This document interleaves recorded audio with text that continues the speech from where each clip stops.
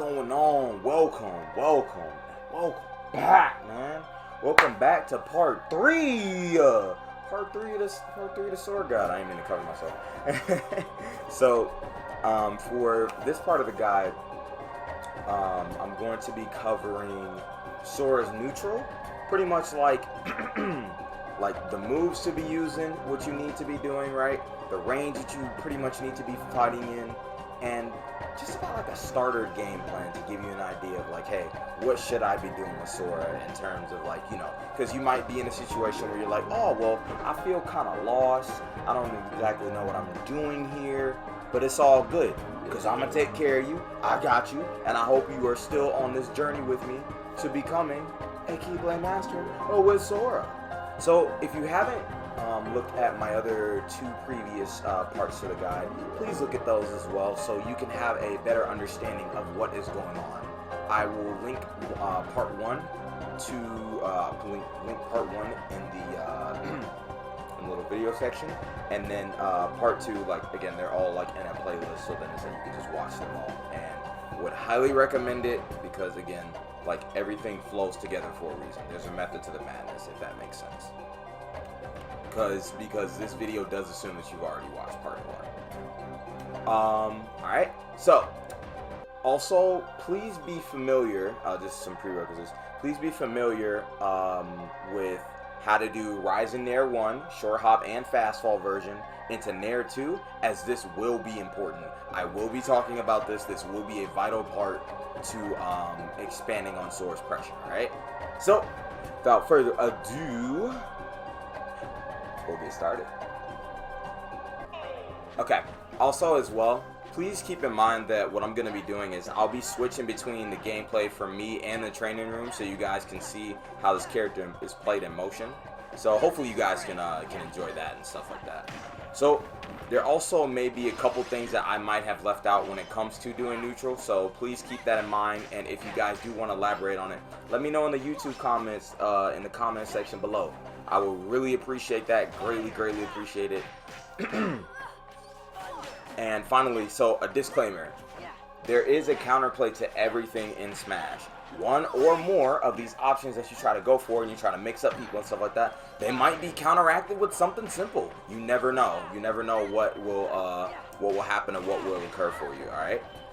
But do not lose faith, because once again, you are on the road to becoming a Keyblade Master with Sora if you decide to stick with me on this journey. So that's all Gucci, you know what I'm saying? Alright? And we will absolutely achieve this greatness. Don't worry, we'll take care of each other, alright? So without further ado, let's go ahead and slide over to the training room. Alright, so first order of business. As you can see, I will be using the training mod pack. That's why you see Lucina just sitting in shield this whole time. And I need her to sit in shield so I can talk to you guys about this and bring out a valid point in terms of pressure and stuff like that, okay? Or what you would want to use in neutral. So the first thing that you want to use is Nair, alright? Neutral air is very important. This move is the epitome of what defines Sora, alright? As good as a Sora hitbox, can air to air and stop your opponent from grabbing you, foundation of combos, from early percentage kill confirms, and each hit of Nair is also a mix-up within itself. What do I mean by that? So, Nair 1 has 2 uses to it. There is Rising Nair, right? Rising Nair, and then Falling Nair. As such, and I will go through each one. So, Rising Nair 1. It's a slow, but like a good option. Also out of shield as well. Oh, whoops. Also out of shield, it's a pretty good option. And you want to use it to like punish your opponent. Don't think of it as like, because you have certain characters like Cloud where he could just be out of shield and it's a very quick option, a very fast option. Rising Nair 1 isn't exactly the fastest like out of shield option. However, it is good in terms of punishing people, and it is worthy of punishing because of what it can lead into, if that makes sense. So be careful, because you may get punished for this, because let's say somebody does like a certain attack or whatever, right? And then you're just like, okay, cool, well now I just want to, you know, do Short Hop or Rise in Nair 1 afterwards. Well, they could potentially shield that and punish you, either punish you for it with another attack, or they might just essentially get another turn or make themselves safe, if that makes sense. And keep in mind as well, so this is why Nair as a whole is important. You want to keep in mind that you want to keep your opponent guessing with how many hits of Nair that you can go for and that you will go for. So for example, right? All right, we're still in the Rising Nair section, but think about it. We got 3 Nairs. We got 3 hits in there. Sorry, 1 2 1 2 3, 1 2 3. That's important, right? Because, well, actually, you would think, oh, well, it doesn't really make a difference, right? Oh, there's a valid difference. There is a world of difference in the aspect of why Nairs 1 2 3 are very important. Okay. You can fast fall after any, and the first one is right. So let's talk about Nair 1 with the entire mix-up, because there's going to be we'll call it a flowchart. So flowchart for Nair 1, flowchart for Nair 2, flowchart for Nair 3, or for Nair 3. Make sense? All right. So the first one with Nair 1 is that we can do. Let's say we're conditioning our opponent, and they just so happen to not really know what we can do. Well, you could do Nair 1. Fast fall, and that's a grab right to the face, and then boom, you could get yourself a nice little combo, whatever you need to get. So like boom here, grab, plain and simple. Cool, no issues, no complaints, if you will. Boom, just real clean. And a lot of people are going to be left guessing because they're either going to assume one of two things, right? That either you're going to do another attack and then they could punish that out of shield, or they're like, I don't know what else he's going to do, but I'm still going to respect this option. Obviously, not everybody's going to do that, and there is a counter play to that, but that is one of the mix-ups, okay? So, falling Nair 1. Falling Nair 1 is a much safer option than rising Nair 1. It's -6 on shield when you land it, right? And it is as safe as it is, it's a slightly slower option, or it's still a little bit of a slow option because of, well, how floaty Sora is. Let's say this is on something along the lines of like a fast faller, like Joker or something like that, which, I mean, it is on like Joker in terms of like how his Nair works. But you see my point here? Then it would become a lot more scary. But the trade-off is that it is very safe as a shield pressure option. So watch this, right? That's one. And watch what happens, what I can do afterwards when I do this. Where you're here, boom. See how I just spaced that Nair 1? It was already safe in terms of -6, but then also I'm just outside of Lucina's range to where she can't touch me. So it does leave you enough time to potentially spot dodge. It's kind of hard to do, but like keep in mind there are situations that actually is able to be done. Let's see. So let's say you landed, or you land the hit or whatever, correct? Let's say I'm here. Now I can just do boom, Nair, fall to Nair 1 into Nair 1 2 3, or something along those lines, right? Or here, fair 1 2 3, and then you also have fall Nair 1 F smash, which will also kill confirm. So there's also another part of it where it's a good amount of BS. I'm not gonna lie, where you can also use Nair 1 and because of Sora's hurtbox shifting for F smash, you can do this. Like when you do Nair 1 F smash, you see how I just lean back?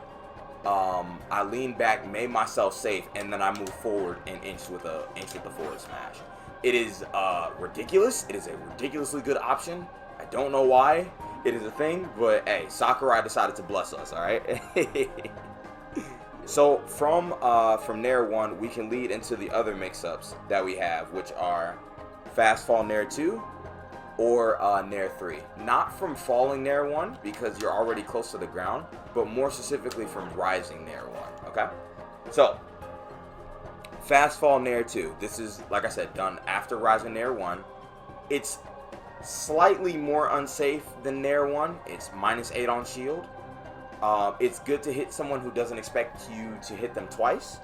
It's shield grabbable though, so be careful for always going for 2 hits with this mix-up. So for example, if you're just in neutral doing this the whole time, you're predictable. Let's say your opponent's just trying to like wait for you to do that. Boom, boom. I'm holding shield. I got grabs. Okay. Now what you can do with this, even knowing that situation, right? We're gonna utilize Sora's crazy air drift. You can slightly drift backwards to bait someone into either attempting to shield grab or use another out of shield option If it doesn't reach, like clouds up be out of shield, that one will reach regardless, right? But other like up be out of shields, and then punish accordingly. So, for example, let's mess it up. So here, 1, 2, drift backwards. That's the F smash to the face. And if we really want to get technical, let's say hypothetically speaking, Lucina's at 100%. So 1, 2, F smash. That again, I just baited my my opponent to do something unsafe. In this case, they were trying to shield grab me, right? They were like, oh, well, I'm assuming I can be able to shield grab this person. Nah, bruh, you will get slapped for it. All right? This may seem like it's something negligible. However, this mix-up can make or break you getting punished by your opponent. So, keep this in mind, all right? So, normal Nair 2, where you don't fast fall, okay? On its own, it's not as many uses to it unless like you drift backwards doing this to bait your opponent. Once again, like similar to fast fall Nair 2. It's kind of niche because like, okay, I'm here, right? Boom, boom. You could lead into a grab if they decide to shield again because they're like, oh, I just shield grabbed you or whatever, right? But you also do have to keep in mind like how complicated that potential situation could be. Like a lot of times fastfall Nair 2 is your go-to because like you want to stay closer to the ground, but it's a little bit on the niche side. It's on the niche side. Or on the niche side, sorry. And if you're doing good conditioning with it, again, you could make it work, but there are better options. Next is Nair 3, where you actually hit the Nair 3. So it's another great mix-up for Nair, right? We just talked about Nair 1 being a mix-up, or both Nair 1 and Nair 2 mix-ups being a mix-up, right? Now we go to Nair 3.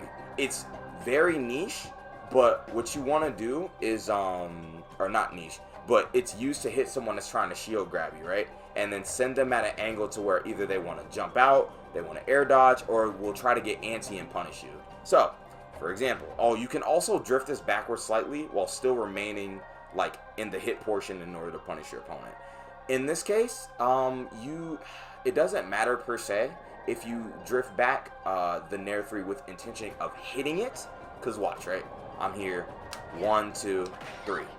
Lucina tried to shield grab me and he got punished for it. But if I do here, lean back, is it really going to lead into anything else? Not per se, but again, you have better options right there. So 1, 2, 3. That's a dash attack. Or something along those lines for a tech situation. And a great news. I got great news for you. So, Nair 2 and Nair 3, right? They're both equally risky options, being -8 on shield. So, it's not like if I go for this third hit, I'm gonna be in super duper ultimate lag. No, that is not the case. But both are equally good mix-ups. Very, very good mix-ups. Now, Nair 3 it's really niche. Nair 3 with missing it is a very niche setup. But what you want to do is time your fast fall to where the third hit won't come out. As such, 1, 2, 3. Is it gonna hit per se? No, but almost. So 1, 2, like that. Oh, actually, hold on. I might be wrong. 1 second. Actually, okay, that one's kind of privileged. But what you want to do is you want to super delay it. Like, it's hard to do. And again, I say it's niche because, like that. And yes, it doesn't look like it. It looks like I only just did Nair 2, but I did try to go for Nair 3 and then punish it accordingly. But again, Nair 3 has like a lot of hitbox on it anyway. But again, you see how far I just lean back, right? And it still hits. That is a very good option. That is very, very good for you to be able to bait and condition your opponent into doing something foolish. So, general synopsis of using Sora's aerial attacks, alright? You want to study your opponent and do trial and error through matches to see which option is better, and always be on your toes to mix up your approaches. The more ambiguous you are, the better situations you put yourself in. So let's say let's put this all in action, right? So I'm just going to do random forms of pressure, right? and see how good these potential situations could actually work. Because I know I described it a certain way, and it looks like it's extremely slow. Like, no, it's actually very quick and ambiguous with this. And regardless of Sora being a floaty, he does have a good mix when it comes to either pressure, advantage state, disadvantage state, everything along those lines. Okay. All right. Next we got up air. So fantastic move, though it can be kind of niche sometimes because of how floaty Sora is. So like this doesn't seem like he's in the air for very long, but there are other characters that move a lot faster. Okay. It's a huge move that's -5 on shield, alright? So you could use it as an occasional mix-up for shield pressure, as such, right? What's it called? And it's also a juggle tool for when your opponent is slightly or directly above you. So about like this range. You want to use it as pressure for doing under platforms. So imagine PS2 platformers right here. This will cover it. Oh my gosh. It is broken. It will cover that platform. So for shield pressure, you want to try to space the front part of this hitbox and land as low as you possibly can. Because if you do it incorrectly, you can still be grabbed. But I'm just kidding. Watch this. See how -5 on shield, right? You have enough time to spot dodge, and you already know the vibes when it comes to stuff like that in bracket. So here, that's an up smash, and Lucina tried to shield again. So. Keep in mind that is a really very good option to where you want to bait your opponent and be like, oh, well, oh my goodness. If you have enough time for it, you might as well go for it. You can also use the back, if you put your back towards the opponent, you can also use the back part of the move to hit your opponent as such. Look at this. I told y'all. Look at how big this move is. Look at it. It is huge. We're just here. I'm just sitting here. And I'm still making it. What? Why? Why? Ugh, crazy. Alright. The next move that you can use is back air. It is another great move of Sora's and is -6 on shield. So I want you to think of it as a watered down Cloud's back air. It is double unsafe. I'm sorry. Double the unsafety as Cloud's back air. Cloud's back air is -3 on shield. It's very privileged. Sora's back air is -6 on shield. You get the idea. So you can space this move quite well because to where not many opponents can punish you if they give you time to do this. So again, we need time to do this with the floatiness aspect. But look at this. Look at how far this actually is. Lucina cannot do anything here.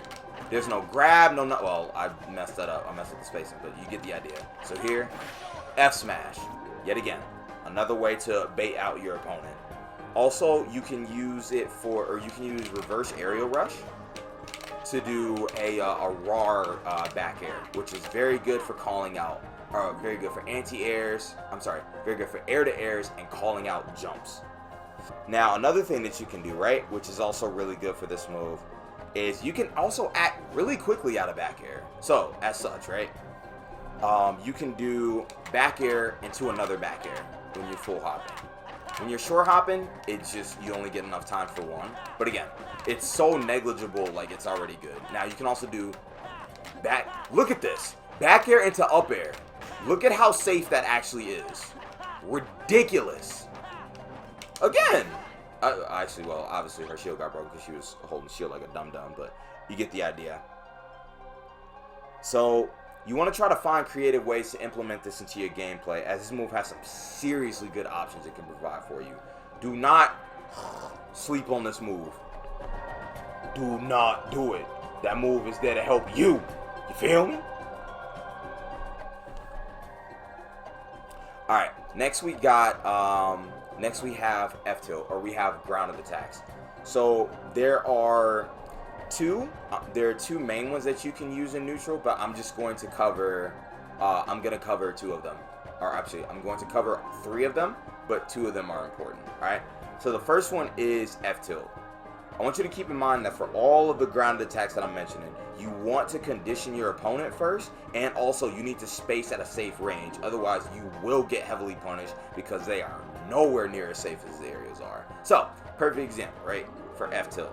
If I'm here, I do F tilt like this, and it's all good. But let's say I do F tilt again, and Lucina shield grabs me. I'm instantly going to get grabbed. Alright, but let's say I'm here. Boom, boom. See how safe that was when you do that? But you want to be able to condition properly with it. So, examples of that, right? You could do something along the lines of, okay, I'm going to do a Firaga here, F tilt there. Safe pressure. You can't get punished for the situation that you've been in, but also you you force your opponent to respect you, okay? And that's also what F tilt is good for respect, or forcing your opponent to respect your range. It has great knockback, and it can lead to kills at higher percents. Because you got to remember, at the end of the day, Sora is a swordy. He does have disjointed hitboxes, and he does play like a swordy, which we'll talk about in the starter game plan as well. Okay. Next is down tilt. All right. This move is slow, but with good conditioning, it does get the job done. All right. By get the job done, I'm not saying that it's a bad move. It's just bad in the aspect of how unsafe it is. All right. So if I'm here, this is a horrible range to do down tilt at. But let's say I do Firaga here, and I do down tilt at max range. See how safe that is? And let's say, let's say they are, actually, so Firaga is one of them, and also for Blizzaga. Shield grab, or actually, they try to shield grab you. Okay, cool. Like, you know what I'm saying? You can have fun with that. Down tilt, bitch. Down tilt again. Now, the third move that I'll mention is up tilt. Again, this is not something that you should be doing randomly in neutral like this. It is very unsafe. You see how he's doing all of these hitboxes? It can scoop, which is great. It's good for multiple hitboxes, and it can catch spot dodges along with F tilt and down tilt. Very good option for doing that. However, excuse me, don't use it for anything else. You will get punished, you will look stupid, and you're going to get mad at life. So, next what you want to do is Tomahawk grabs. Tomahawk grabs are great. I don't know why. I am not joking. Alright, let me give you a rule of thumb, ladies and gentlemen. The better player you fight against, the more likely they are to fall for Tomahawk grabs. Okay? Even a character being this floaty, taking all this time to fast fall, and then running and grab, empty hops and Tomahawks are very, very good. Okay? That's why this situation here where I'm doing Nair 1 and shield grabbing, that's why it's so good. Is it an empty hop per se? No. But is it close to one? Yes. Like, this floaty-oaty little individual also has the mix when it comes to empty hops, alright? It's a very, very good mechanic. So, it can, and you want to try to implement it with great conditioning. Again, using all of the previous moves that I talked with you about, and having your opponent expect you to attack when you could just empty hop, be able to get in on your opponent and combo him for it. And boom! Look at this. That's a combo. Look at that. You just got 44% off of a grab, off of an empty hop. You can't make this up. You just can't. You feel me? You cannot make this up. Alright. Next we'll be covering spells. Alright, I'm going to give a very small rundown of how spells can be used in neutral, because I will be doing a separate video on each spell and how to use them in depth in a later video, or in later videos, because like I said, each one individually. Okay? So, let's start off with Firaga. This spell will be your best, and it will be great to keep your opponent standing in one place or force them to respect how many that you use. So, for example, right, you can spam as many as you want to, right? They can't really do much. Like, let's say they just keep mashing shield. Actually, hold on. Let's try that. Let's actually see that. I'm going to stand right here. If they keep trying to go for, what's it called? If they keep trying to go for a shield grab, they're going to keep getting punished. And it's annoying. It's something that your opponent is going to get frustrated about, and it helps you condition them into certain things. Now, what you can also do is a short hop Firaga and then chase it, similar to how like Pikachu does with Thunderbolt as such. So here, chase it. Or actually, let me do it a little bit further. Try it again. I know that looks like that is the most stupidest mix-up ever, but it does work. It is very, very good. A very, very good mix-up. So when you see how that works, right? Normally in fighting games, you have this thing called block stun, to where the Firaga needs to hit the shield for a certain amount of frames, and then you're allowed to grab afterwards. Smash does not have that, where you can hit somebody with this Firaga, and then instantly grab as soon as it hits. So they could go one after the other. It doesn't matter how long or how slow that you do it, right? And as a whole with Firaga, you want to mix up how many times you can use it in neutral, because you can obviously do a short hop version of it. You can do just staying on the ground with it. You can also do like some form of beer version with it as well. You want to keep it, or you want to be very ambiguous and on your toes in order to implement this correctly. Because if you don't, well, one, you're gonna get punished, and number two, like, being predictable is a problem. Stay ambiguous. All right, next we got Thundaga. For simple purposes, I will say, use this move when you're at a safe distance, when your opponent is going, or at a safe distance, when your opponent is going into the next stock, like as in if you're trying to get rid of it to use Blizzaga. And if your opponent attempts to get too close. This one, especially Thundaga, will require a lot to talk about how to use it. And that's why each spell will have its own individual video. Okay? We'll just keep that in mind. So you have two forms of it. You can either do it on the ground where it's in front of you, where you can do that, right? Or you can do it in the air. Both are very good, and like I said, you can catch somebody, like if they're trying to get close to you, or like let's say they're at like high percentages, and I mean sometimes it's gonna look like, oh well, man, I gotta pray for this Thundaga to work. That's not really the case. There are ways to make it useful, but again, that's a lot to cover, so we'll cover that. In another video. Next we have Blizzaga. So this spell is a great get off me tool. That you can use to freeze your opponent. As such, freeze! Now, although it's minus 13 on shield, if you space it correctly, you can make yourself safe from being punished. As such. So if I'm here. However, if Lucina tries to shield grab, just about anybody will get punished for that, alright? Keep your spacing tight on it, because not only can you use it to obviously freeze people, right? It covers spot dodges, it can freeze people, and you can use the last little icicle to still be able to put people in a freeze situation, alright? And then also, when you freeze your opponent, you can try putting them into a situation where, let's see the percentage, where you can try to up smash for a kill. Try to go for an up smash here. Now, obviously, you have to do it like a lot quicker, to where they to do it a lot quicker, where they're like, oh crap, I just got out of the icicle, but then like I just got hit by it. But you get the idea. All right. Again, there is more to cover for this one as well, and each will have their own like individual specific topics. Cool. All right. Real long story short part. In terms of a starter game plan.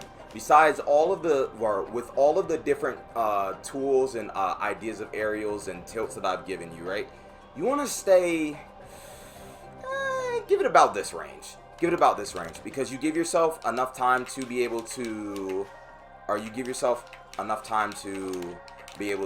like react. You can hit people at certain places, right? You're just barely in this range. At the end of the day, you are a sortie. You want to keep that sortie mindset in terms of the basic game plan of, hey, I want to be able to apply pressure, apply my mix-ups and shield pressure correctly, but also space myself to where if I messed up, I will not get punished for it. Obviously, there is counterplay to everything. You're gonna have a moving opponent and stuff like that, but incorporate all these different things that I have taught you and explained to you, and you will be golden, alright? You will be good to go, swell, all that in a bag of chips, you feel me?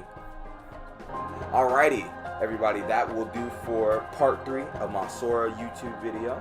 I greatly appreciate y'all watching. Thank you so much. If you guys haven't already, if you guys are watching on YouTube, please just smack the subscribe button for me. and the bell notification for me so you guys can be notified on when's the next time I do another video. And also, you know what I'm saying, I do Smash content with Sora, but then I also do Kingdom Hearts and a bit of multiverses, so can you stay there with me, please? I'd greatly appreciate it, alright? Much love to you. And for the next video, I will be covering Sora's ledge trapping and edge guarding. Because we already talked about the move set, we talked about some basic combos, and we talked about what to do in neutral, right? Now we gotta get more into the nitty gritty of how to secure kills, and also just to implement our game plan a bit more, alright? But thank you guys so much for that. I really appreciate y'all for tuning in. I'll see y'all in the next video.